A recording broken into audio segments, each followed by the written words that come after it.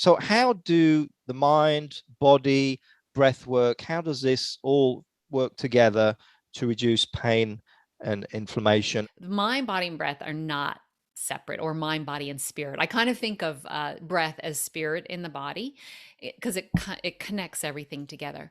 So it's not a pile of separateness. What's going on in our body is not separate from what's going on in our mind. Our mind actually runs our body. If you Our subconscious mind runs the body. We don't think about, oh, release a little bit of oxytocin now, or time to send some cortisol around, or time to take a breath.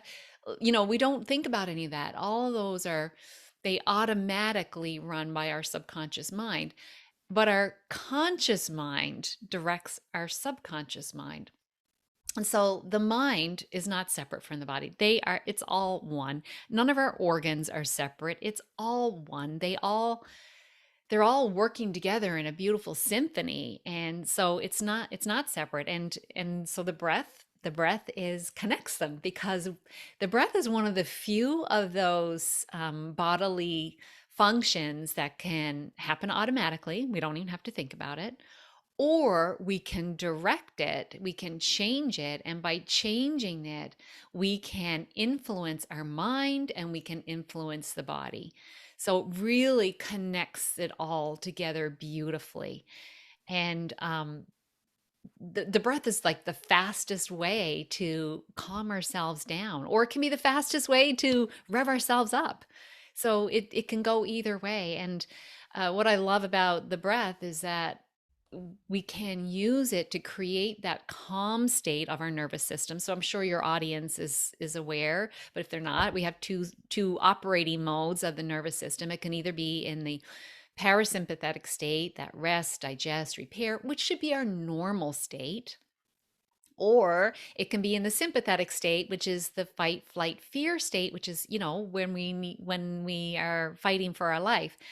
Unfortunately, our lifestyle means we are actually more in that fight, flight, fear state. And when we are in that state, our body doesn't function. So, this is a state of the mind, right? And that affects our body function. That leads to all these other chronic conditions that, we can call them whatever, but most of them start with inflammation. So we've got toxins in the environment, we've got the stress, our response to stress, which then affects how our body operates. If we want to have health and wellness, if we want to not feel anxious all the time, if we want to have more energy, if we want to sleep better, if we want to feel good in our body, then we can use the breath to help us with that. This is all linked, isn't it? Breath It's work, energy, healing. absolutely all linked. Deep, slow breathing. What we know is that the heart rate variability, our heart rate variability will increase. So I'm just in case your audience doesn't know about heart rate variability, it's the variation in beat to beat rhythms of the heart. So, in other words, we used to think, or they used to think years ago, that having a nice even heart rate was really good. But now we know variations in successive heartbeats is actually an indicator of the body not being in a stress state. It's an indicator of longevity. High heart rate variability is the number one indicator of longevity. It shows us that our body is in a non-stress state. So we know that deep, slow breathing is associated with high heart rate variability, which is associated with better health, longevity, so many other things. I got a list here so I would remember. Mm. Uh, More self regulation. There's a whole lot of brain functions that improve with high heart rate variability. So our cognitive function gets better. So we make better decisions. We're clearer thinking. They've done studies. People score better on tests. People get along better, right? So there's people get along better coherence between people when they do breathwork practices that result in high heart rate variability. And Blood pressure goes down, diabetes markers improve. People with congestive heart failure, they've studied that, they've improved.